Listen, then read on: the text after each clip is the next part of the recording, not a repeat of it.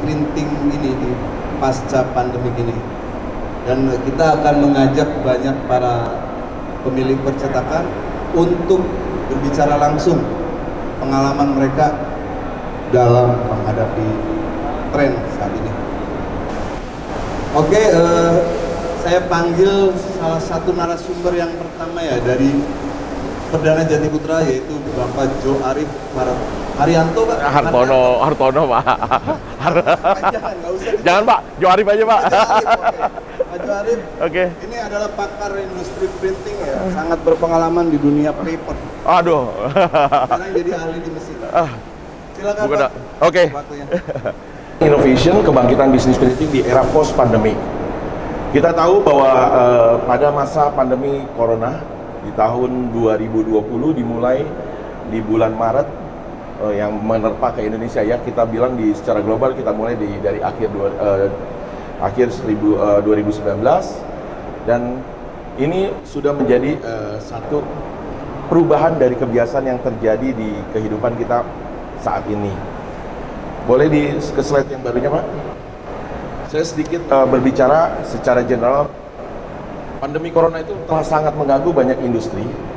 Kita bicara bahwa industri global termasuk juga industri printing, di mana semua itu terlepas dari adanya banyaknya perubahan untuk mengikuti akibat adanya beberapa peraturan di masa pandemi corona yang terjadi di awal 2020 hingga saat ini masih tetap terjadi ya, masih tetap ada.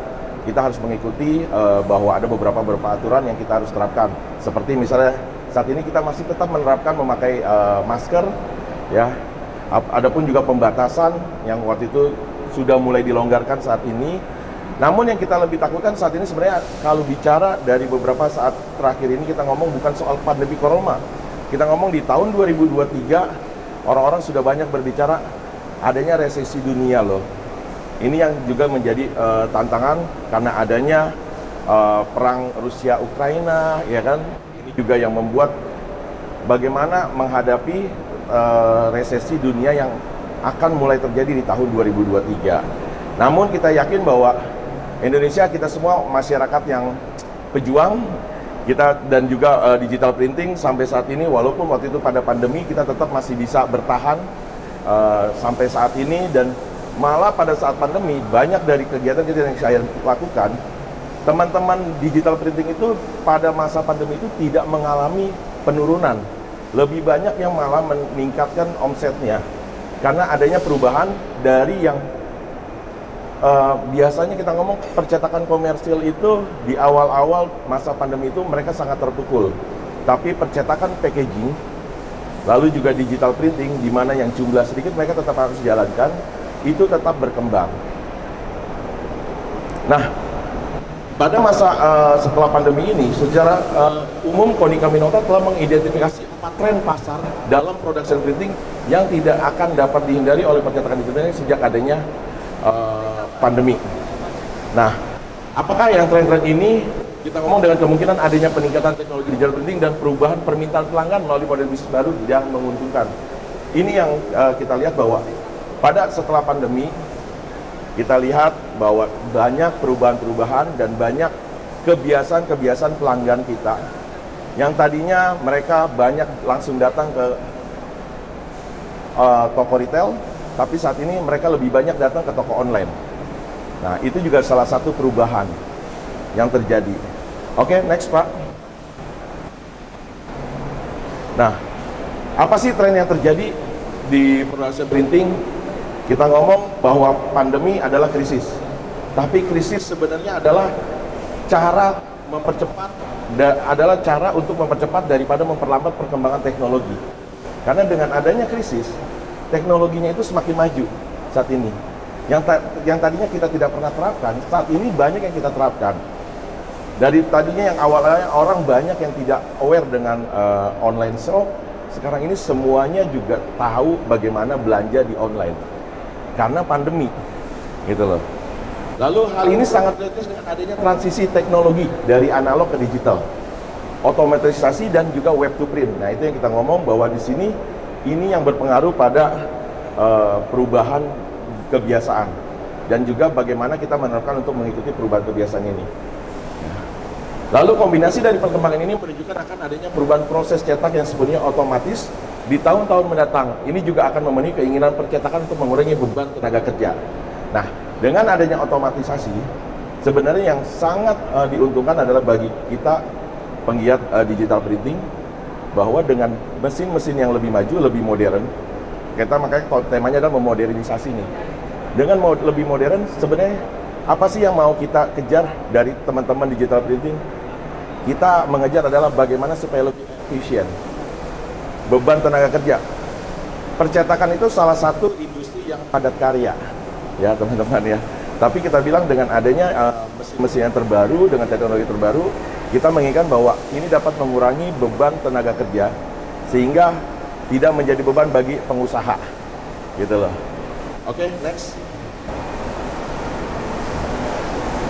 Digital teknologi ini sampai saat ini tidak diragukan bahwa digital telah terus mengurangi pasar percetakan offset, terutama di segmen komersial printing, yang teknologi digital. Kenapa kita bilang mengurangi komersial printing? Saat ini orang kalau nyetak kartu nama udah tidak ada lagi yang di offset. Orang nyetak, kita ngomong sekarang katalog nih, sudah sebagian besar pindah ke digital. Nyetak company profile, mereka sudah pindah ke digital printing. Mereka tidak lagi mencetak offset. Nah, dengan adanya perubahan teknologi ini, sebenarnya digital printing secara sedikit demi sedikit sudah mulai mengurangi pasarnya offset dari komersial printing. Nah, dan juga boleh dibilang saat ini dengan adanya teknologi digital yang terbaru, di mana kita sudah bisa mencetak kertas dengan ukuran tebal, gramatur tebal, mereka juga sudah mulai menyasar ke marketnya packaging. Karena banyaknya packaging yang sekarang ini coba dicetak dengan digital printing. Teman-teman UKM, teman-teman UMKM, dia agak keberatan kalau semuanya harus cetak ke offset. Karena berapa banyak yang dia harus buat karena adanya minimum. Sedangkan di digital printing kita tidak ada minimum. Semua bisa dicetak dari satu lembar. Tidak memerlukan misalnya harus minimum 1000 lembar atau 2000 lembar atau 3000 lembar. Tidak. Di digital printing kita mulai dari satu. Proses ini juga membuat anggaran cetak tidak akan hilang. Jadi ini juga salah satu statement bahwa dengan berkurangnya komersial printing ini juga tidak mengurangi anggaran cetak di perusahaan. Namun digital printing akan membantu penyampaian yang lebih menyeluruh dan efektif dengan proses yang lebih cepat, lebih bertarget dengan variabel data print. Digital printing itu bisa menerapkan variabel data print. Kita bisa cetak 1, 2, dan 3 dengan berbeda-beda. Saya suka nemuin teman-teman, kita mulai bikin misalnya buku itu dengan berbeda-beda versi dengan isi yang sama. Ya. Beda-beda warna, beda-beda nomornya, tapi dengan isi yang sama. Ini yang membuat sedikit lebih menarik, dan kita juga bisa menerapkan bahwa orang bisa mencetak 1, 2, 3 dengan beda-beda tema, beda-beda cover, beda-beda warna, dan itu tidak bisa dilakukan oleh offset printing. Dan menurut penelitian Smithers, ini yang saya dapat dari penelitian Smithers, bahwa tentang yang dia berbicara soal the future of digital versus offset printing di tahun 2024, bahwa jumlah cetakan di tahun 2014 itu sebanyak 49.973 miliar A4. Tapi di tahun 2024 itu akan turun ke 49.654 jumlah cetakan. Ini adalah bicara jumlah cetakan secara keseluruhan. Kenapa dia menurun? Karena adanya pengurangan jumlah. Tapi dengan quantity per itemnya dia akan berkurang, karena itu akan dimakan sama digital printing. Sehingga menurut Smithers ini, penetrasi pasar digital yang saat ini hanya 5%, kedepannya akan menjadi 20%. Itu adalah kita bilang adalah sebagai opportunity-nya dari digital printing, bahwa saat ini pasar yang 15% yang dimakan, yang saat ini dikerjakan oleh offset, akan diambil alih oleh digital printing. 15% di Sydney untuk offset printing kelihatannya kecil, tapi untuk digital printing ini kelihatannya besar, Pak.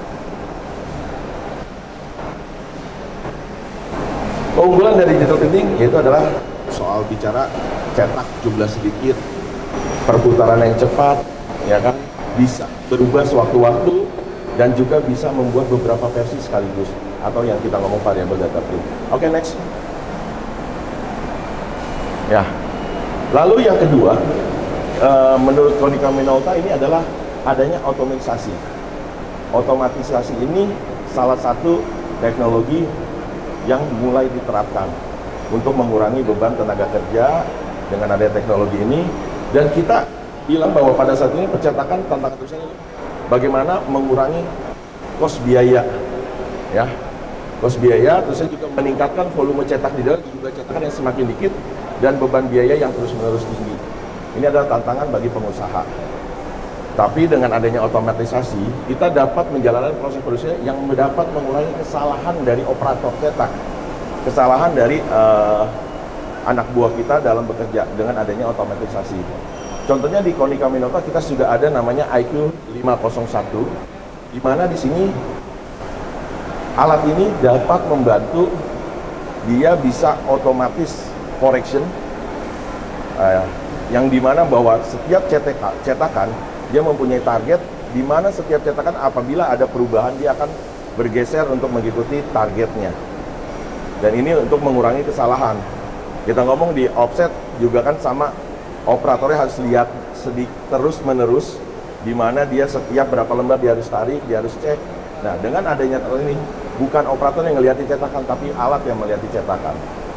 Di sini itu fungsi dari 501, di mana selain keunggulan itu dia juga bisa bicara bahwa IQ 501 ini juga dapat membantu untuk dari sisi kalibrasi, profiling, ini bisa dibantu dari sini semua. Oke, next Pak. Berikutnya kalau kita ngomong dari yang IQ 501, dari production semua yang menggunakan IQ 501 itu semua yang Aquario Press, tipe yang Aquario Press dari Konica Minolta kita sudah bisa menggunakan IQ 501. Ini iklan sedikit ya Pak. Ini adalah line up produk dari Konica Minolta. Kita punya dari line up yang LPP, low production, entry level, medium production, sampai dengan yang high production. Dan kita ngomong bicara dari seri 4070, 7100, 7090 sampai dengan 14000 dan 12000. Ini seri production printing dari Konica Minolta yang bisa disertakan menggunakan IQ 501.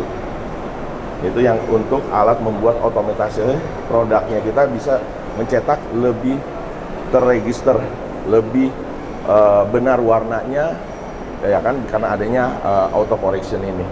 Oke, next Pak. Lalu yang ketiga adanya high-end production inkjet printing. Nah, ini juga agak berbeda nih sedikit. Sebenarnya kalau Konica Minolta kan bicara harusnya dia kan katanya kebanyakan laser ya Pak di production printing. Tapi kami punya industrial printing, dan menurut penelitian, inkjet printing ini juga sesuatu yang sedikit booming nih berikut sekarang ini Pak. Dan kita di Konica Minolta kita punya seri Aquario Jet, itu yang menggunakan tinta UV untuk meningkatkan bahwa pasar cetak produksi ini akan mendapat momentum peningkatan di tahun ini. Dari tahun yang kemarin ini kita bicara bahwa ini adanya peningkatan volume cetakan inkjet. Ini secara global ya Pak yang bicara, ini adalah secara global. Cetakan dengan basis injection speed telah mematapkannya sebagai solusi untuk banyak aplikasi premium.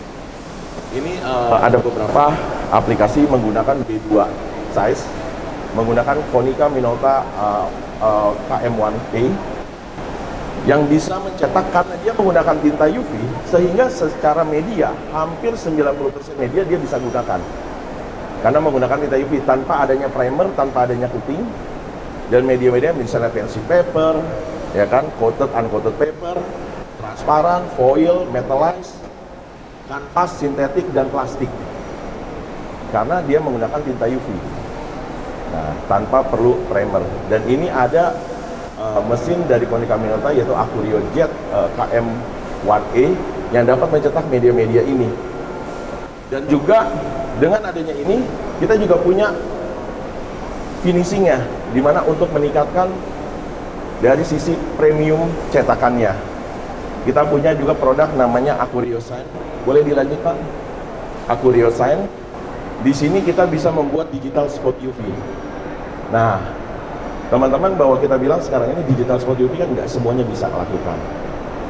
Kita bisa digital furnish, digital spot UP bisa membuat tampilan seperti 2D maupun 3D menggunakan feel yang namanya tekstur.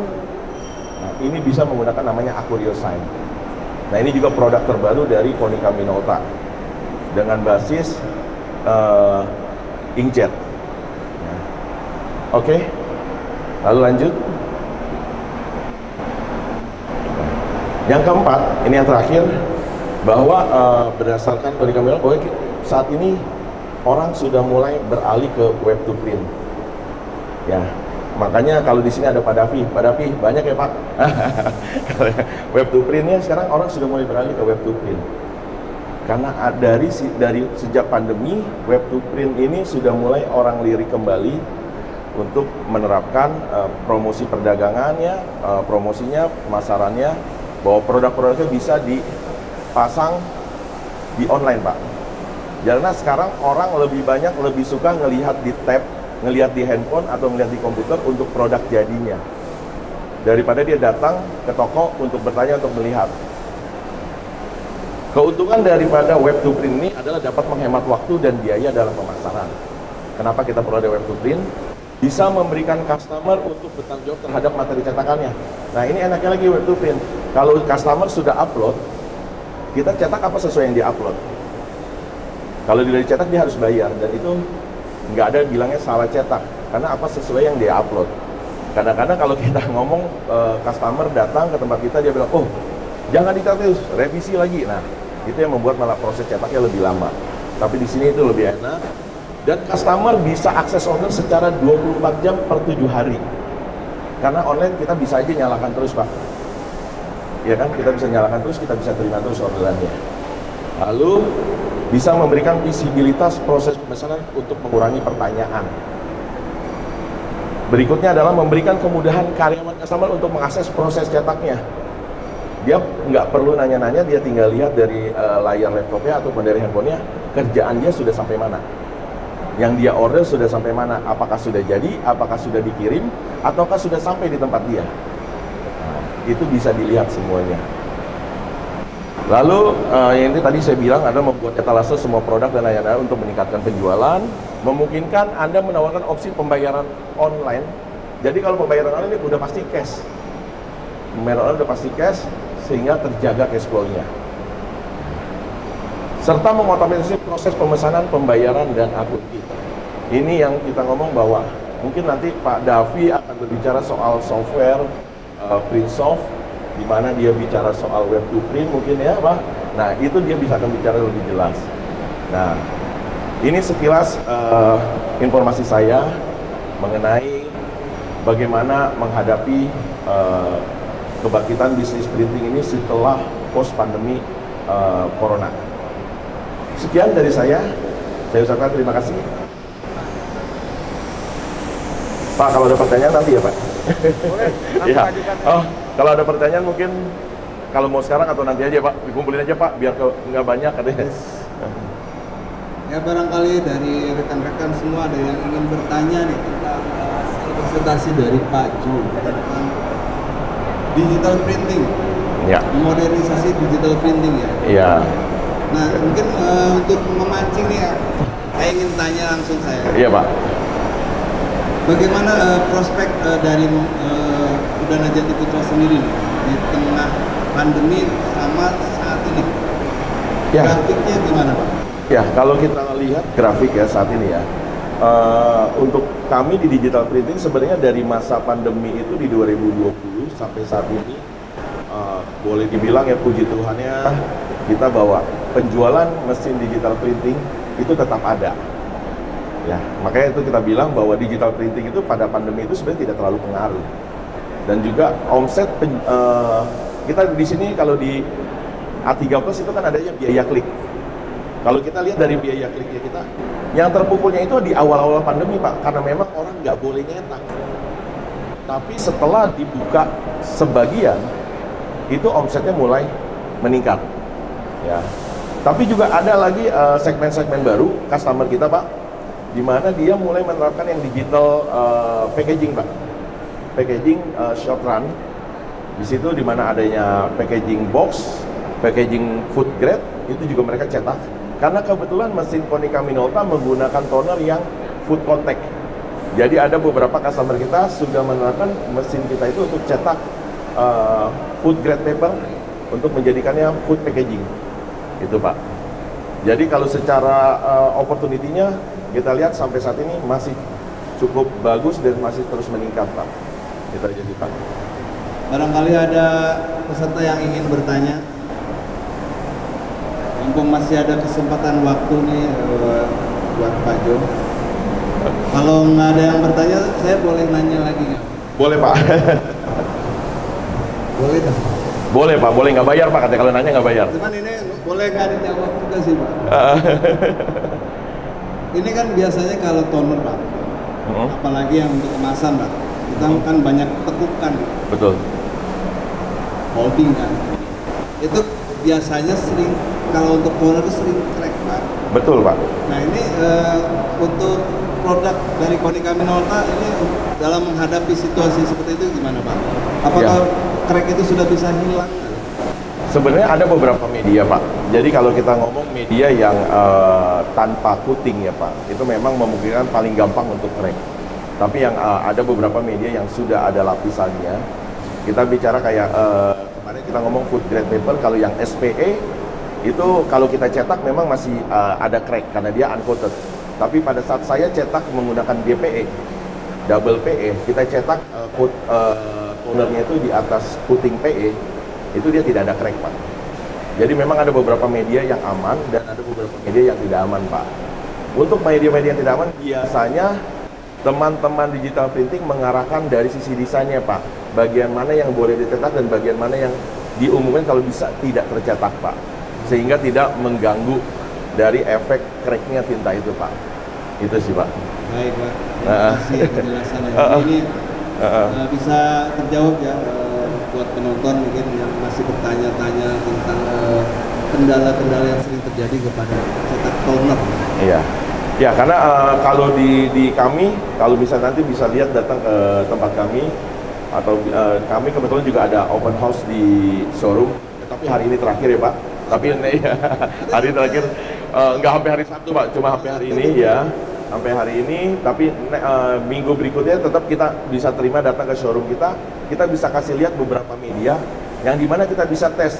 Yang kalau Bapak mau nanya apakah bisa crack atau enggak, kita bisa tes. Ada beberapa media. Kalau print wrapping nggak mesti pas open house kan? Iya, nggak perlu Pak. Ya? Mesin bisa dinyalain semuanya Pak kalau Bapak datang. Mesinnya masih ada kan? Kenapa Pak? Mesinnya masih ada kan? Mesinnya masih ada. Ya, line up produk kita saat ini terpasang lengkap di showroom. Minggu depan memang tidak ada open house, tapi kalau Bapak Ibu ingin datang, silakan membuat appointment, kita akan layani untuk mengetes semua mesin kita.